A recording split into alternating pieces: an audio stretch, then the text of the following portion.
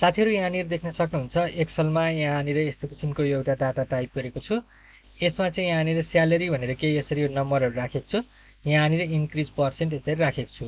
यहाँनिर टोटल निकाल्नु पर्ने छ, अर्थात् यो स्यालेरीमा 5% इन्क्रिज भएर कति हुन्छ टोटल यहाँनिर निकाल्नु पर्ने छ।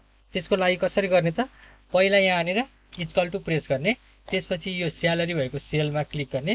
अब त्यसपछि यहाँनिर शिफ्ट सँग 8 प्रेस गर्नुहोस्, यो स्यालेरी सँग यो इन्क्रिज पर्सेन्ट गुणन गर्न लागेको। अब त्यसपछि यहाँनिर एउटा ब्र्याकेट राख्नुहोस्। अब यहाँ 1 गरेर प्लस गर्नुहोस्, त्यसपछि यहाँनिर इन्क्रिज पर्सेन्ट लेखेको छ, यसमा क्लिक गरेर अब ब्र्याकेट क्लोज गरेर इन्टर गरिदिनुहोस्। अब देख्न सक्नुहुन्छ यो 20,000 मा 5% जोडिएर यहाँ 21,000 भनेर यसरी आएको छ। अब यसलाई मैले तलसम्म यसरी ड्र्याग गरे भने यहाँनिर देख्न सक्नुहुन्छ यो सबै स्यालेरीहरुमा यहाँको पर्सेन्ट गुणन भएर कति पर्सेन्ट बढेको हो त्यो टोटल सहित यहाँ यसरी आउने छ।